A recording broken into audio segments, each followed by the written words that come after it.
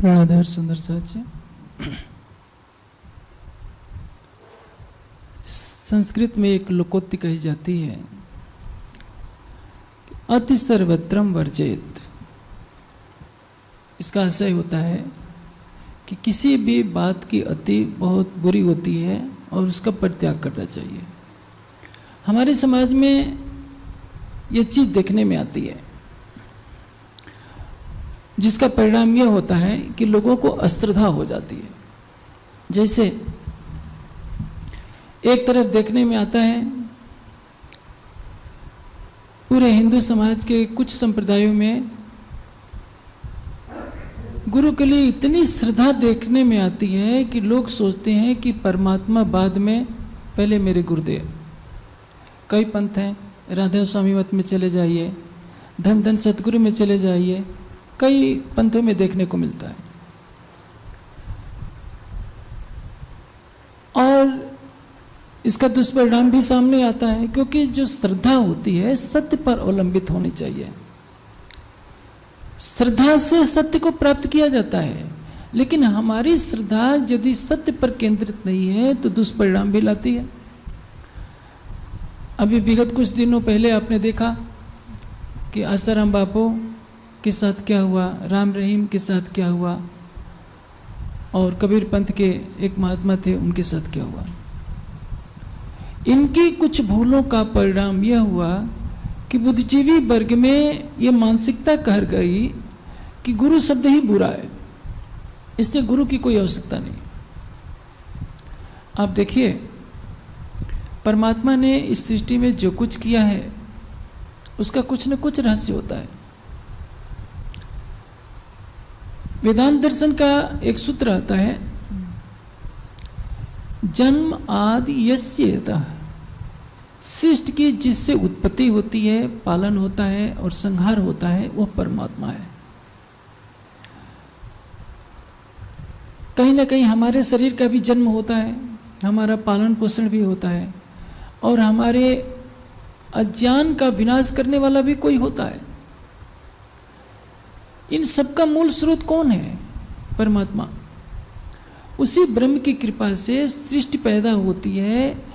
एक छोटा प्राणी भी उत्पन्न होता है तो उसी के बनाए हुए विधान में रहकर ही उत्पन्न होता है। लेकिन एक बात होती है, परमात्मा तो कुटस्थ है, कहीं न कहीं देवताओं को प्रकट करता है। देवता कौन है? जो हमारे जीवन का सृजन करते हैं। माता देवता है जिसने हमें जन्म दिया है, पिता देवता है जिसने हमारा पालन पोषण किया है, और आचार्य और गुरु देवता है जिसने हमारी अज्ञानता के अंधकार को दूर किया है और हमें मानव कहलाने के योग्य बनाया है। पूरा मानव से भी ऊपर उठाकर देवत्व के पथ पर ले चला है और आध्यात्मिक ज्ञान का प्रकाश देकर हमें उस स्तर पर खड़ा कर दिया है कि हमें लगता है कि ब्रह्मविदो ब्रह्म एव भवति। अब यदि सोचिए कि सृष्टि से माँ की भूमिका समाप्त कर दी जाए तो क्या परिणाम होगा। हम जब एक माँ के होते हैं, यानी हमारा शरीर जब एक माँ का होता है, तो हमें तो कुछ पता नहीं होता है कि क्या खाना है, क्या पीना है। हमें मलमूत्र का त्याग करने में का भी ज्ञान नहीं रहता, कहाँ मल त्याग करना है, कहाँ मूत्र त्याग करना है। आज हम बड़े हो गए हैं तो हमें सब कुछ पता है, लेकिन जब हम 2 दिन के होंगे, 5 दिन के होंगे, हमारे मलमूत्र को किसने साफ किया है? कभी किसी ने सोचा है? पिता एक कोल्लू के बैल की तरह धन कमा करके लाता है अपने परिवार का भरण पोषण करने के लिए। यदि वो पिता अपना कर्तव्य पूरा ना करे तो क्या परिणाम होगा? लेकिन माता और पिता के अंदर वो वात्सल्य प्रेम किसने भरा है? पर्दे के पीछे से सारा कार्य परमात्मा की तरफ से हो रहा है। सृष्टि की किसी योनि में भी जाइए, पशु पक्षी भी अपने बच्चे को खिला करके पहले खिलाते हैं, क्योंकि उसके अंदर इतनी वात्सल्य की करुणा पैदा होती है कि माँ सोचती है कि मैं भूखा रह जाऊं। गाय को देखिए, जिस दिन बच्चा देती है उसको अपने बच्चे की इतनी चिंता होती है कि किसी को छूने नहीं देती। वो करुणा कहाँ से आई? वो देने वाला कौन है? और तो और छोड़िए, सिंघनी भी जिस दिन अपने बच्चे को पैदा करती है उस दिन उसे चिंता रहती है कि मैं अपने बच्चों की देखभाल कैसे करूं। पर्दे के पीछे से होकर सर्वशक्तिमान परमात्मा ही सारा कुछ कार्य कर रहा है, लेकिन हर प्राणी को माँ की भूमिका में रखता है, पिता की भूमिका में रखता है और गुरु की भूमिका में रखता है। गुरु का अर्थ क्या होता है? जो अंधेरे से उजाले में ले जाए। देखिए, चींटी से लेकर जितने प्राणी हैं, ऐसे तो 84 लाख योनि कही जाती है, केवल कहने के लिए, अनंत प्राणियों की योनि है। मनुष्य की बुद्धि उनका आकलन नहीं कर सकती। हर प्राणी अपने समान दूसरे प्राणी को जन्म देता है। यहां तक कि पेड़ पौधे भी अपने समान दूसरे पेड़ पौधों को जन्म देते हैं। लेकिन एक गुरु ही ऐसा तत्व है जो उन सबसे अलग कर देता है। देखिए, एक कुतिया भी कुत्ते को बेता कर देती है, वो भी तो एक बच्चे की माँ है। गाय भी बछड़े को, बच्चिया को पैदा कर देती है, वो भी माँ है। उसका जो पुरुष होता है वो पिता की भूमिका निभाता है, लेकिन ये परमात्मा का साक्षात्कार नहीं करा सकते। ये नहीं बता सकते कि लाखों जन्मों से तुम्हारे जीव के अंदर कौन सा विकार चल रहा है और उन विकारों से परे होकर तुम शाश्वत मुक्ति को कैसे प्राप्त करोगे। मान लीजिए आप पूरे पृथ्वी के एक छत्र चक्रवर्ती सम्राट हो गए, तो भी क्या मिलेगा आपको? एक दिन मरना पड़ेगा। मरेंगे तो क्या दिखेगा? यदि आपने शरीर रहते परमात्मा का साक्षात्कार कर लिया तो परमात्मा का स्वरूप नजर आएगा। नहीं किया तो आपकी जो आसक्ति परिवार में अटकी हुई है, समाज में अटकी हुई है, सांसारिक सुखों में अटकी हुई है, वह आसक्ति इस सृष्टि में आपको पुनः शरीर धारण करने के लिए विवश करेगी। और इसलिए पुनः अपि जननम पुनः अपि मरणम, बार बार जन्म लेने और मरने का चक्र बना रहता है। माता के गर्भ में कितना कष्ट होता है। अभी यहाँ सारी खिड़कियाँ बंद कर दिया जाए, हवा के लिए जगह न हो, तो सोचिए क्या हालत होगी। माता के गर्भ में बालक 9 महीने तक कैसे रहता है, किसी ने सोचा है? यदि हमारे अंदर तृष्णा रह गई तो माँ के गर्भ में आना पड़ेगा, चाहे पशु पक्षी के रूप में हम के गर्भ में आए, चाहे मनुष्य की योनि में आए, कोई हमें बचा नहीं सकता है। मैंने जैसे अभी थोड़ी देर पहले कहा कि राम रहीम के कारनामों को देखकर, आसाराम बापू जी के व्यवहार को देखकर बुद्धिजीवी वर्ग में एक धारणा हो गई है कि गुरुवाद समाप्त होना चाहिए। गुरु तत्व अलग है, गुरुडम अलग है और सदगुरु तत्व अलग है। गुरु का सामान्य अर्थ होता है जो हमें अंधेरे से उजाले में ले जा रहा है, वो गुरु है। माता किसी भी शिष्य का प्राथमिक गुरु माता ही होती है, दूसरा गुरु पिता होता है, क्योंकि 8 साल पहले वो गुरु के सानिध्य में नहीं जाता। 8 साल के पश्चात वो किसी आचार्य शिक्षक की शरण में जाता है। इसके पहले सारी शिक्षा दीक्षा माता के ऊपर निर्भर करती है, पिता के ऊपर निर्भर करती है। माता पिता का जैसा व्यक्तित्व होता है उनकी संतान भी वैसी ही होती है। जब 8 साल की आयु में कोई बालक शिक्षक के प्रति समर्पित होता है तो वहाँ से उसको ज्ञान का प्रकाश मिलने लगता है। मैंने अभी कहा, जन्म देने पालन पोषण करने का कार्य सभी योनियों में होता है, ज्ञान देने का कार्य केवल गुरु के ही माध्यम से होता है। ब्रह्म अनंत ज्ञान का सागर है, लेकिन परमात्मा एक एक व्यक्ति के आगे आकर के तो ज्ञान का प्रकाश नहीं बांटेगा। जैसे उसने अपनी कृपा दृष्टि से किसी को माता की भूमिका सौंप दी, किसी को पिता की भूमिका सौंप दी, तो जो प्रवाह चल रहा है सृष्टि का, प्राणियों की उत्पत्ति का, पालन पोषण का, जो ब्रह्म का स्वाभाविक गुण है, उसने मनुष्य के माध्यम से कर दिया। अब वो गुरु के माध्यम से क्या करेगा? प्रकाश देगा। लेकिन आज गुरु के नाम पर गुरुडम फैल गया है। जैसे आज के दिन जो बड़ी बड़ी हस्तियां होंगी, बड़े बड़े महाराज होंगे, उनकी चरण धोकर कोई पी रहा होगा, कोई आरतियां उतार रहा होगा, कोई जय जयकारे कर रहा होगा, ये गलत है। वेद शास्त्रों में ऐसा कहीं नहीं लिखा है कि गुरु के चरण धोकर पीजिए, उसकी आरती कीजिए या उसको परमात्मा से श्रेष्ठ मानिए। ये कबीर जी ने जरूर कह दिया है कि गुरु गोविंद तो खड़े काके लागो पाए, बलिहारी गुरु अपने गोविंद को बताए। ये उनके हृदय की भावुकता है। वेद शास्त्रों में क्या लिखा है? बहुशास्त्र गुरु उपासने अपि सठ पदवत, जैसे भौरा अनेक फूलों से पराग चूसता है, उसी तरह से जिज्ञासु को चाहिए कि अनेक शास्त्रों का अध्ययन करे और अनेक गुरुओं से ज्ञान प्राप्त करे। जयद्रथ ने द्रोणाचार्य से पूछा कि आचार्य, आपने अर्जुन को हमसे ज़्यादा शक्तिशाली कैसे बना दिया?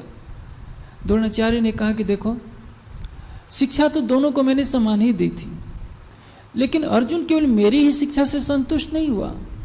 उसने यम से ज्ञान ग्रहण किया, इंद्र से लिया, भगवान शिव को उसने प्रसन्न किया और अपने ज्ञान में वृद्धि की। लेकिन तुम इसी ज्ञान से संतुष्ट होकर बैठे रहे तो आगे नहीं बढ़ पाए। अब प्रश्न यह है कि इनकी आवश्यकता क्या है? हम पुस्तकालयों में बैठकर सारी किताबें पढ़ सकते हैं, लेकिन एक बात बताइए, योग दर्शन की टीका रटकर आप योग दर्शन के विद्वान तो बन सकते हैं, योगी नहीं बन सकते। योगी बनने के लिए तत्व विज्ञानार्थ सह गुरुमेव अभिगच्छेत समित पाणी श्रोत्यम ब्रह्मनिष्ठम। जब तक किसी तत्वदर्शी ब्रह्मज्ञानी के पास समित पाणी का तात्पर्य है हाथ जोड़कर प्रणाम करना, श्रद्धा पूर्वक ज्ञान की जिज्ञासा लेकर, परमात्मा तत्व को जानने की जिज्ञासा लेकर आप नहीं जाएंगे, तब तक आपको ज्ञान प्राप्त नहीं होगा। छांदोग्योपनिषद में एक प्रसंग आता है, सनत कुमार के पास नारद जी जाते हैं। नारद का अर्थ ही होता है जो ज्ञान देता है, और वे देवताओं में देवर्षि माने जाते हैं। सनत कुमार पूछते हैं, बताओ नारद, तुमने क्या क्या पढ़ा है? नारद जी कहते हैं कि महर्षि, मैं 4 वेद अंग उपांग सहित पढ़ा हूँ। फिर भी सनत कुमार उनको ब्रह्म तत्व का उपदेश देते हैं। चारों वेद पढ़ने के बाद अंग उपांग सहित शिक्षा, कल्प, निरुक्त, छंद, ज्योतिष, व्याकरण और 6 अंग 6 शास्त्र के साथ चारों वेद पढ़ने के बाद भी नारद जी अधूरे हैं, उनको जाना पड़ता है। किसके पास ज्ञान लेने के लिए? सनत कुमार के पास। आप सोचेंगे ऐसा क्यों? एक चीज मैं कह दूं, योग दर्शन का एक पहला सूत्र है अथ योग अनुशासनम। परंपरा से जो चला आ रहा है उसको आंख मूंद करके ध्यान के बारे में मानना पड़ता है। ध्यान में रिसर्च नहीं हो सकती। जो शाश्वत सत्य है वो एक बार ही होता है। आजकल नए नए योगी पैदा हो जाते हैं, वो कहते हैं कि हम योग में खोज कर रहे हैं, हमने इतने योग आसनों का आविष्कार किया, हमने इतने ही आविष्कार किया। आप बताइए, क्या समाधि का भी कोई आविष्कार कर सकता है? 1,96,08,53,000 वर्ष पहले जैसी समाधि लगाई जाती थी, आज भी उसी प्रक्रिया से समाधि लगाई जाती है। जो योग के नियम होते हैं शाश्वत होते हैं। परमात्मा को पाने का मार्ग शाश्वत होता है, और किसी भी ग्रंथ में सारी बातें कहीं नहीं लिखी है। मैंने भी सोचा था कि निजानंद योग में सब कुछ लिख दूं ताकि किसी को पूछने की आवश्यकता न पड़े, लेकिन मेरी इच्छा भी पूरी नहीं हुई। कुछ न कुछ रह ही जाता है, और ये प्रकृति का विधान है। पूरे योग दर्शन के एक एक शब्द को रट जाइए, व्यास भाष्य रट जाइए, लेकिन कुछ न कुछ कमियां बाकी रह जाएंगी, और वह पूरी होगी एक महान व्यक्तित्व की छत्र छाया में। अब सोचिए इसकी क्या हो सकता है? आप कह सकते हैं? मैं ये कहता हूँ, जिस दिन समाज अपने माता पिता का सम्मान करना बंद कर देगा, अपने गुरुजनों का सम्मान करना बंद कर देगा, उस दिन संसार को विनाश से बचाने वाला कोई भी नहीं है। गुरु क्या करता है? एक बात इतिहास की याद रखिए, जो सच्चा अध्यात्मवादी गुरु होता है अपने शिष्य से कुछ नहीं चाहता, एक तिनका भी नहीं चाहता। और इतिहास में ये हमेशा मिलेगा, शिष्यों ने अपने गुरुओं को मारा है, गुरुओं ने कभी शिष्य को नहीं मारा है। दयानंद को जहर किसने दिया? उनके रसोइये ने। शंकराचार्य को विष किसने खिलाया? उनके शिष्यों ने। गौतम बुद्ध के शिष्य ने भोजन में जो विषैला हो गया था, अनजाने में हो गया था, जानबूझ कर नहीं दिया था। गौतम बुद्ध की मृत्यु कैसे हुई? उनके शिष्य के दिए हुए भोजन से हुई। गुरु गोविंद सिंह की मृत्यु कैसे हुई? उनके शिष्य बनकर 2 पठानों ने उनकी हत्या की थी। ईसा मसीह को किसने पकड़वाया? उनके शिष्यों ने पकड़वाया। आप सोचिए, जिस व्यक्ति ने दयानंद को विष दिया, दयानंद कहते हैं कि जगन्नाथ तुम अभी भाग जाओ नेपाल, नहीं तो लोग तुमको मार डालेंगे। जो शिष्य जहर देकर मार रहा है, दयानंद उसको बचा रहे हैं। धृष्टद्युम्न को चाहते तो द्रोणाचार्य मार सकते थे, लेकिन उसको विजयी भव का आशीर्वाद देते हैं। वो जानते हैं कि धृष्टद्युम्न ने मुझे मारेगा। धृष्टद्युम्न ने द्रोणाचार्य की गर्दन काटी, द्रोणाचार्य ने धृष्टद्युम्न की गर्दन नहीं काटी। वो चाहते तो 5 पांडवों को कभी मार सकते थे, लेकिन द्रोणाचार्य ने ऐसा नहीं किया, क्योंकि वो प्रकाश में जीता है, शिष्य अंधकार में जीता है। शिष्य क्या दे सकता है? उसको 2-4 बार प्रणाम कर लेगा, कुछ धन संपदा भेंट सकता है, दे सकता है, लेकिन जिसने इस भवसागर से पार होने का मार्ग बताया, उसके ऋण को तो कोई नहीं पूरा कर सकता। सबसे बड़ी बात, मान लीजिए आपने योग दर्शन पढ़कर सब समाधि के बारे में जान लिया, सीख नहीं सकते। आपके अंदर श्रद्धा कहाँ से आएगी? समर्पण कहाँ से आएगा?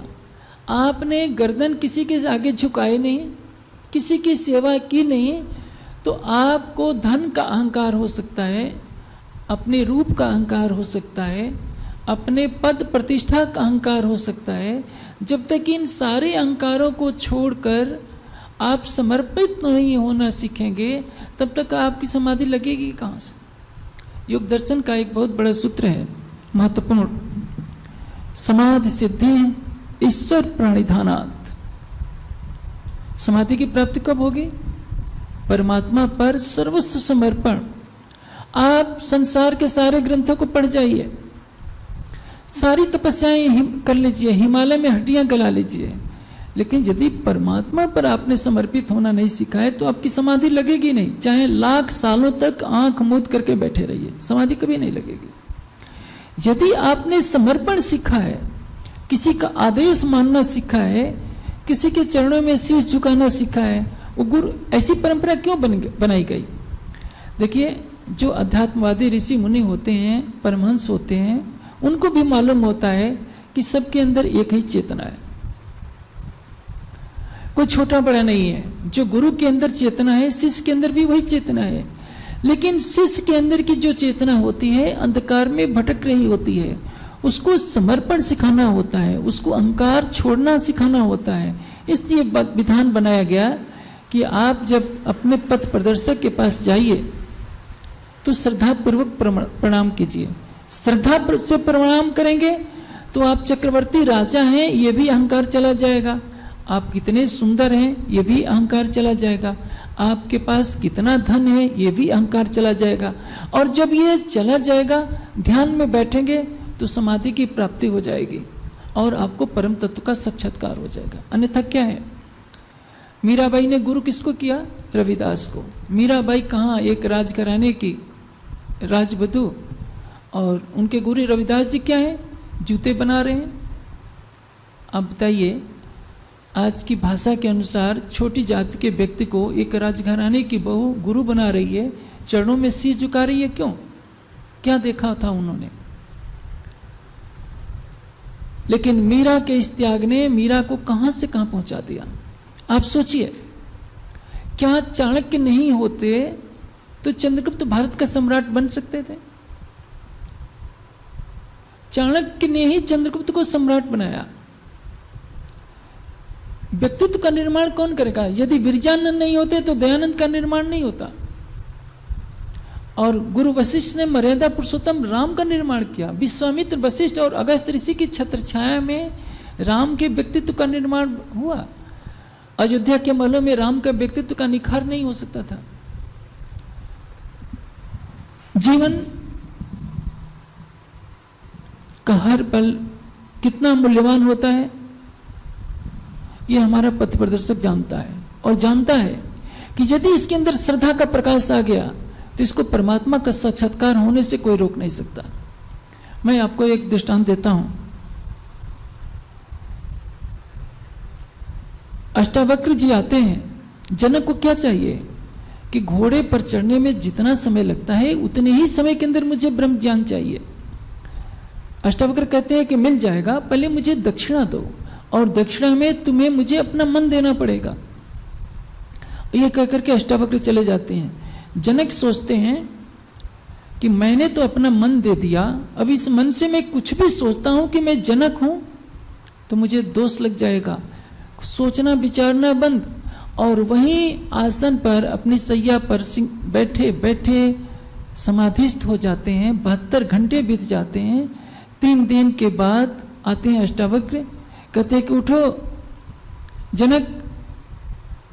कहते हैं कि गुरुदेव मैं कैसे उठूं, मैंने तो मन दे दिया है। कहते हैं कि मेरे आदेश से उठो। उठते हैं, कहते हैं कि क्या जनक तुम्हें ब्रह्म ज्ञान चाहिए? कहता है कि नहीं गुरुदेव, मुझे सब कुछ मिल गया है। जो सारे जीवन में नहीं मिला था, केवल 3 दिनों के अंदर जनक को प्राप्त हो गया। किस बात पर? कि उन्होंने अपना मन दे दिया था। एक सूफी फकीर हुई है, सऊदी अरब में पैदा हुई थी, उनका नाम ध्यान में नहीं आ रहा है। उन्होंने क्या कहा है? अपना हृदय हथेली पर, अपना दिल हथेली पर लेकर अल्लाह को दे दो, परमात्मा को दे दो। यही तो नहीं होता। परमात्मा को कोई अपना हृदय नहीं देना चाहता। लोगों की भीड़ कहाँ लगती है? कि जो परमात्मा हमें धन दे दे। वैष्णो माता के मंदिर में भीड़ लगती है क्योंकि मनोकामना पूरी होती है। ये दक्षिण भारत में तिरुपति के मंदिर में भीड़ लगती है कि हम 1 लाख देंगे तो 4 लाख मिल जाएगा। आजकल नए भगवान साईं बाबा इसलिए प्रसिद्ध हो गए हैं, लोग स्वार्थ के कारण जाते हैं, भक्ति के कारण नहीं। वो सोचते हैं कि साईं बाबा चमत्कारिक हैं, हमारी मनोकामना पूरी कर देंगे। ये स्वार्थ का व्यापार चल रहा है, इसमें आध्यात्मिकता नहीं है। सच्चा गुरु क्या करता है? उसके अंदर के विकारों को दूर करेगा, अहंकार को दूर करेगा, जो जन्म जन्मांतर की संचित वासनाएं हैं उसको दूर करेगा किसी माध्यम से। पहले प्रजापति ऋषि के आश्रम में विरोचन और इंद्र जाते हैं, 33 वर्ष तक दोनों सेवा करते हैं। आप सोचिए, देवताओं के राजा इंद्र हैं, जब गुरु के आश्रम में गए हैं तो उनको सेवा करनी पड़ रही है, छोटी से छोटी सेवा। ये सेवा क्यों करवाई जा रही है? गुरु को स्वार्थ नहीं होता सेवा कराने का, इसलिए कि अहंकार किसी तरह से समाप्त हो जाए। मनुष्य की राह में यदि सबसे बड़ी बाधा है तो अहंकार की। हिमालय के तपस्वी को भी अहंकार होता है कि मैं हिमालय का तपस्वी हूँ। कोई कठोर ब्रह्मचारी का पालन कर लेगा तो सोचेगा कि मैं तो कठोर ब्रह्मचारी हूँ। ज्ञान का, योग का, तप का, विद्या का, प्रतिष्ठा का, रूप का अहंकार मनुष्य को बाधित किए रहता है। किंतु जब वो किसी अध्यात्म के वादी के चरणों में जाकर अपना शीश झुका देता है, सोचता है कि ये प्रकाश का स्रोत है, मुझे अभी इससे कुछ सीखना है, यही उसके अहंकार का दमन होता है और तब वो समाधि के योग्य होता है। अन्यथा आप हिमालय की गुफाओं में सारा जीवन व्यतीत कर दीजिए, बर्फ के पहाड़ों में बने रहिए, दुनिया आपकी पूजा तो करेगी लेकिन आप समाधि प्राप्त करके ब्रह्म का साक्षात्कार नहीं कर पाएंगे। सबको मालूम है, ऐसा नहीं है कि केवल वाणी में लिखा है कि सतगुरु मेरे श्याम जी, योग दर्शन में भी लिखा है सहस परवेशाम पिग्रोह कालीन अन्वेच्छदात। जो काल की परिधि से परे है वही परमात्मा ही सबका गुरु है। आप सोचिए, श्री देवचंद जी भी एक बालक होते हैं, वो भी खोज करने जाते हैं, उनके अंदर श्यामा जी की आत्मा है। महाराज भी सतगुरु धनश्री देवचंद जी के चरणों में आते हैं। सबको ज्ञान देने वाला कौन है? वही हमारी आत्मा का प्रीतम, जिसको कहते हैं प्राणनाथ, जिसको कहते हैं राज्य। वही देवचंद जी को ज्ञान का प्रकाश देते हैं, वही महाराज के अंदर भी ज्ञान का प्रकाश देते हैं सतगुरु धनश्री देवचंद जी के माध्यम से। और जब इंद्रावती की आत्मा हफ्से में तड़पती है तो साक्षात युगल सिर्फ उनके धाम हृदय में विराजमान होते हैं। हफ्से में महाराज को ले जाना अनिवार्य है, क्योंकि विरह में तड़पकर उनके अंदर के विकार दूर होंगे। विरह की अग्नि में तड़प करके ही किसी को अध्यात्म की संपदा प्राप्त होगी। 6ठे दिन की लीला में हर सुंदर साथ को सिखापन देनी है और महाराज के तन से वो लीला करानी है। इसलिए मूल स्वरूप के आदेश से ऐसी लीला कराई गई ताकि वो सबका पथ प्रदर्शन कर सके। 6ठे दिन की लीला में एक बहुत विकृति चल गई है। यदि किसी तन को कुछ उपायों का अर्थ मालूम हो जाता है अच्छाई से, तो तन घोषित कर देता है कि मैं राज्य हूं। और दूसरों को वो सेवक बना लेता है, ये भूल है। हमें ये ध्यान रखना चाहिए, हर ब्रह्मात्मा के हृदय में युगल स्वरूप की हम छवि को देखें, और जब हमारी यह प्रवृत्ति हो जाती है तो छोटे और बड़े की भावना समाप्त हो जाती है। हाँ, केवल यह होना चाहिए कि यदि समाज हमें गुरु कह रहा है तो दूसरों को हम छोटा न समझे। मैं आपको एक दृष्टांत से समझाता हूँ। एक बार परमहंस महाराज श्री रामरतन दास जी को देखकर चमेल जी ने कुछ हंसी कर दी थी। चमेल सिंह जी नए नए थे। धीरे धीरे बात होने लगी। चमेल सिंह महाराज जी के चरणों में आए, सतगुरु मानने लगे, ध्यान में डूबने लगे। एक दिन ऐसा आया कि चमेल सिंह को लगा कि सब झूठा है। कमरा बंद कर 7 दिन 7 रात लगातार चितवनी में डूबे रहे। महाराज जी ने दरवाजा खोला, महाराज जी ने उनके चरणों में प्रणाम किया, उन्होंने महाराज जी के चरणों में प्रणाम किया, दोनों गले मिले और चमेल सिंह ने शरीर छोड़ दिया। अब यहाँ न कोई गुरु रहा, कोई सतगुरु रहा, न कोई शिष्य रहा। हमारी संस्कृत कहती है सर्वभूतेषु आत्मानम, स्वयं को सभी प्राणियों में जो देखता है, सर्वभूतान च आत्मन, और अपने अंदर सभी प्राणियों को देखना, सब में स्वयं को देखना और सबको अपने में देखना। इसका आशय क्या है? जो मेरे अंदर है चेतना वही सभी प्राणियों के अंदर है। जो अध्यात्मवादी पथ प्रदर्शक इस सत्य को जानता है वो क्यों कहेगा तुम मेरे शिष्य हो, तुम मेरे से छोटे हो, मेरे पांव दबाओ, मेरे लिए भेंट दो।